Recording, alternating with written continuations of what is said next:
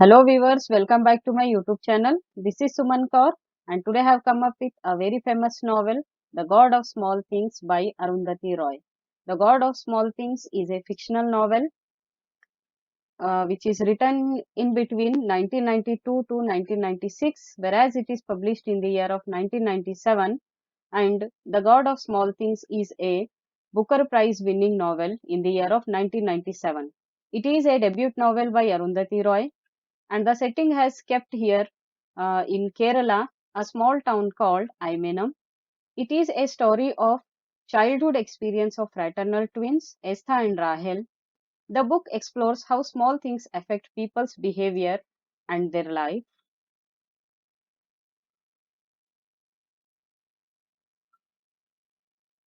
बस God of small things में हम देखते हैं कि लव लॉज को कैसे डिस्ट्रॉय किया गया है। According to society love laws are who should be love and how much. और स्टोरी रन होगी बिटवीन 1969 और 1993 के बीच में। कभी हम स्टोरी को देखेंगे फ्लैशबैक में 1996 1969 में, और फिर कभी हम देखेंगे प्रेजेंट में 1993 में। तो चलिए टाइम ना वेस्ट करते हुए हम कैरेक्टर्स देख लेते हैं। कैरेक्टर्स में फर्स्ट कैरेक्टर यहाँ पर रहेगा पपाची। पपाची एक बिजनेसमैन है एंड उनकी वाइफ का नाम ममाची है। पपाची यहाँ पर इल टेम्पर्ड इंसान दिखाया गया है जो हमेशा ही गुस्से में रहता है, और उनकी वाइफ उनसे कुछ खास खुश है नहीं और हमेशा वो बीमार रहती हैं। पपाची और ममाची के दो बच्चे हैं, अम्मू उनकी बेटी और चाको उनका बेटा। और फिर हम देखते हैं एस्ता एंड राहेल अम्मू के बच्चे हैं। फिर लेटर ऑन हम देखते हैं चाको की वाइफ का नाम मार्गरेट है। चाको और मार्गरेट को एक बेटी पैदा होती है जिसका नाम सोफी है। फिर हम देखते हैं नेक्स्ट कैरेक्टर बेबी कोचम्मा। बेबी कोचम्मा पपाची की सिस्टर हैं और फादर मुलीगन बेबी कोचम्मा के लवर रहते हैं। फिर वेलुता जो है पपाची के फैक्ट्री में, जो कि पिकल फैक्ट्री है, वहां पे एक छोटा सा वर्कर है। और फिर हम देखते हैं और एक कैरेक्टर जो जो जो जो है वो इंग्लैंड को बिलोंग करता है। फिर हम लास्ट कैरेक्टर देखते हैं इंस्पेक्टर थॉमस मैथ्यू। इतने कैरेक्टर्स हैं और उनके मैं रिलेशन भी आपको बता चुकी हूँ। प्लीज एक बार फिर से वीडियो को रिवाइंड कर कर देख लीजिए, और चलिए अब हम फर्दर स्टोरी देखते हैं। तो स्टोरी को शुरू करने से पहले हम टाइटल देख लेते हैं। जैसे कि टाइटल का नाम है the God of small things. God of small things title इसीलिए रखा गया है क्योंकि जो छोटी चीजें होती हैं वो आगे चलकर हमें बड़ी प्रॉब्लम में फंसा सकती हैं, और जो छोटी छोटी चीजें हैं वो हमारे लाइफ और बिहेवियर को कैसे वो इफेक्ट करती हैं, बस यही दिखाया गया है the God of small things में। तो चलिए अब हम स्टोरी को शुरू करते हैं। तो स्टोरी में सबसे पहले हम देखते हैं पहला कैरेक्टर पपाची, एक इल टेम्पर्ड इंसान यहाँ पर है, और ममाची उनकी वाइफ कभी उनसे खुश नहीं थी। और अब वो एक मिडल एज्ड कपल दिखाए गए हैं 1969 में, जहाँ पे अमू उनकी बेटी बड़ी हो चुकी है और उसकी शादी बाबा से करवाई जाती है। सेम जैसे पापाची का नेचर है उसी तरह से बाबा का भी नेचर यहाँ पर निकलता है, और वो कभी अमू को खुश नहीं रखता है। मीनवाइल हम देखते हैं कि अमू और बाबा एस्था एंड राहेल नाम के दो फ्रेटर्नल ट्विंस को जन्म देते हैं, जहाँ पे एस्था एक लड़का है और राहेल एक लड़की है, और उन दोनों में सिर्फ 18 मिनट्स का फर्क होता है। तो अम्मू बहुत ही ज्यादा यहाँ पर नर्म दिल दिखाई गई है, वो बहुत ज्यादा एडजस्ट करने की कोशिश करती है बाबा के साथ। बट जब टाइम आता है अम्मू के पेशेंस का, जो लास्ट टाइम था, मतलब अम्मू अब अपना पेशेंस खो देती है जब बाबा उसे कहता है कि उसे रिलेशनशिप बनाना होगा अपने बॉस के साथ। तब अम्मू डिसाइड करती है कि वो अब बाबा के साथ नहीं रहेगी और वो वापस पापा जी के पास आ जाती है। जहाँ पे पापा जी एमएनएम करके जो प्लेस है, जहाँ पे मैंने बताया था कि सेटिंग वहीं पे रखी गई है, तो होल स्टोरी वहीं पे रन होगी। आई मीन मैक्सिमम स्टोरी वहीं पे रन होगी। तो पापा जी के पास वो आ जाती है वापस एस्था एंड राहेल के साथ। जब वो वहां पर आती है तो एस्था एंड राहेल सिर्फ 7 इयर्स के बच्चे होते हैं। तो ये हो गया अम्मू का। अब हम देखते हैं कि चाको के बारे में।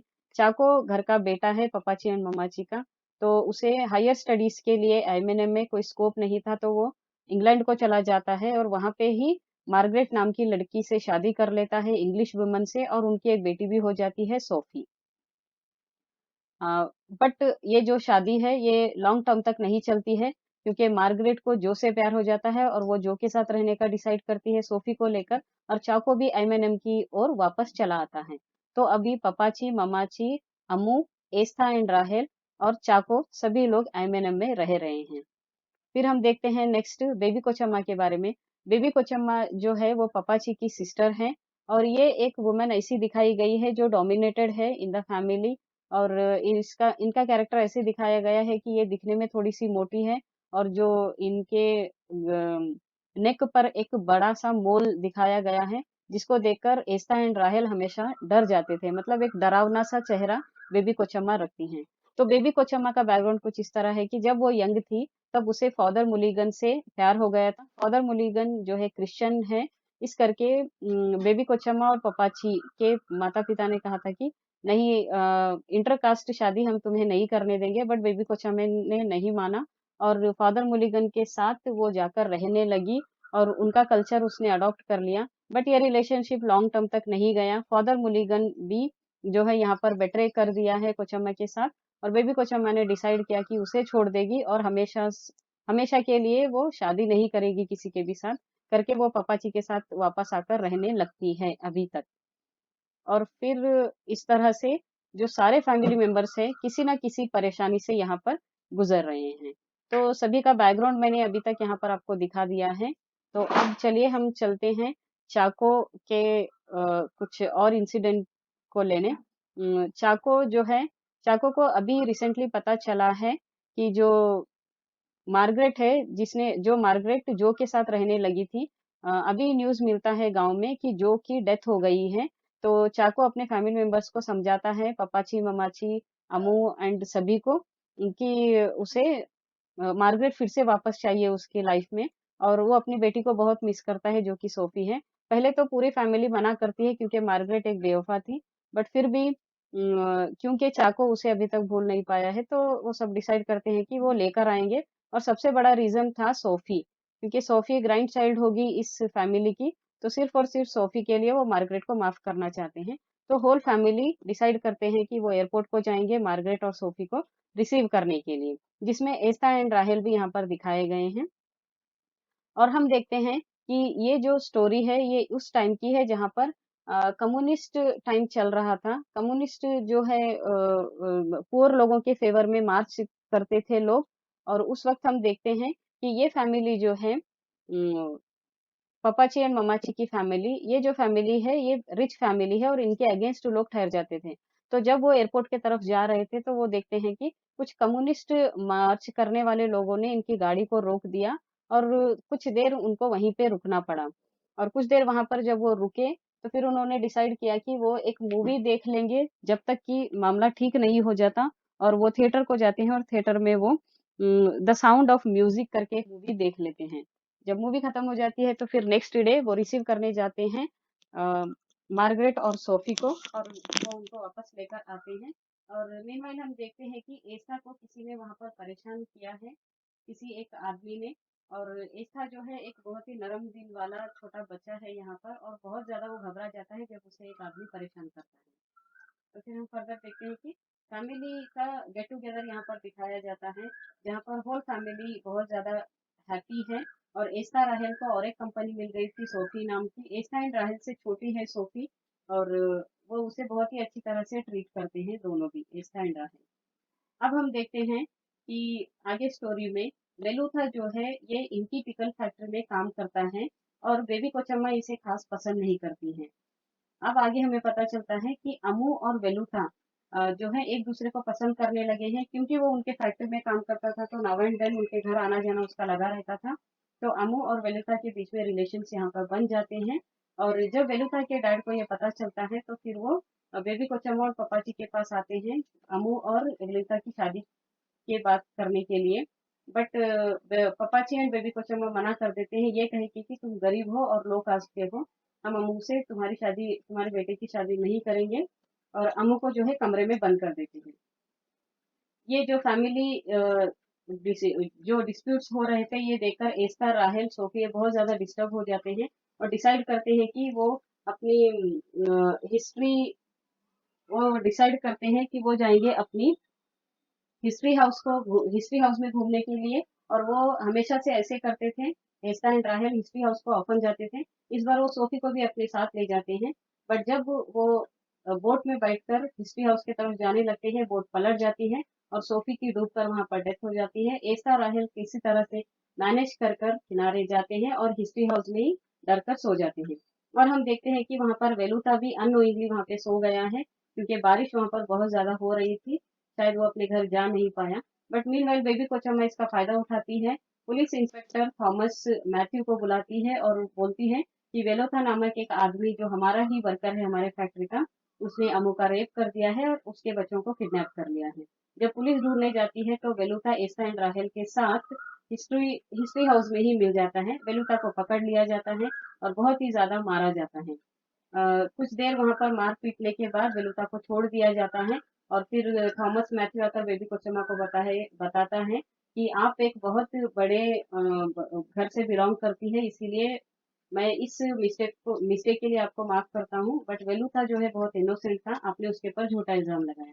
यहाँ पर बेबी कोचम्मा की इंसल्ट हो जाती है और वो डिसाइड करती है कि फिर से एक इल्जाम वो वेलुथा के ऊपर लगाएगी, ताकि फिर से अमू के साथ वो नहीं आए। बेबी कोचम्मा ये सब इसीलिए कर रही है क्योंकि उसे ऑलरेडी एक धोखा मिल चुका था नॉन कास्ट शादी करने के सोचने के लिए, जो कि फादर मुनिगन से उसे मिला था। तो वो नहीं चाहती थी कि सेम अमू के साथ हो जाए ऐसे। और वो फ्रॉम द बिगिनिंग वेलुथा को खास पसंद भी नहीं करती थी। तो फिर वो जो है एस्था को बुलाती है और एस्था को डरा कर बोलती है कि तुम एविडेंस बन जाओ और पुलिस को बताओ कि सोफी की डेथ वेलुता ने ही की है, वेलुता ने ही सोफी को मारा है। जबकि हमें सब पता है कि सोफी की तो डूबकर डेथ हुई है, बट एस्था को डरा देती है वो, और वो इंस्पेक्टर के सामने बोल देता है कि हाँ वेलुता ने ही सोफी को मारा था। फिर से वेलुता को जो है पुलिस पकड़ कर ले जाती है और उसे इतना मारती है कि वेलुता की वहीं पे डेथ हो जाती है। अब जो है अमू बहुत ज्यादा डिस्टर्ब हो जाती है इस बात से, और बेबी कोचम्मा का जो इंटेंशन था वेलुता को परेशान करने का, आखिर उसकी मौत से ही वो खत्म हो जाता है। फिर बेबी कोचम्मा कान भर देती है हमारे चाको के, और चाको को कहती है कि देखो अमू अभी भी उस आदमी के फेवर में है जिस आदमी ने आपकी सोफी को मारा था। तुमने कितनी जो है कितना बड़ा सैक्रिफाइस किया, मार्गरेट जो है जो के साथ भाग गई है, फिर भी सोफी के लिए तुमने उसे एक्सेप्ट किया, और उसी सोफी को अमू के वेलुथा ने मार दिया है। तो वे अमू को हम अब इस घर में नहीं रखेंगे करके वो डिसाइड करते हैं। चाको जो है अमू को बहुत ही गुस्से में कह देता है कि अब आप हमारे घर से निकल जाइए। तो अमू क्या करती है, अपने साथ जो है वो घर से निकल जाती है, और हम देखते हैं कि एस्था जो है वो बाबा के साथ रहने लगता है, और राहेल जो है लड़की जो है वो अमू के साथ रहने लगती है। बट फर्दर हम स्टोरी में देखते हैं कि राहेल जब 11 ईयर की एस्था एंड राहेल जब 11 ईयर के रहते हैं तब अमू की डेथ हो जाती है। राहेल को हॉस्टल में भेज दिया जाता है, वहां पे वो ठीक से पढ़ाई नहीं करती है, फिर उसकी शादी भी करवा दी जाती है, बट वो शादी से भी खुश नहीं थी और उसका डिवोर्स कर दिया जाता है, डिवोर्स हो जाता है। फिर हम देखते हैं कि स्टोरी रन होती है 1993 में, पूरे 23 साल के बाद स्टोरी जो है फिर से हम प्रेजेंट में देखते हैं, जहाँ पर एस्था एंड राहेल अब बड़े हो चुके हैं और किसी रीजन से वो आईमेनम वापस आने वाले हैं।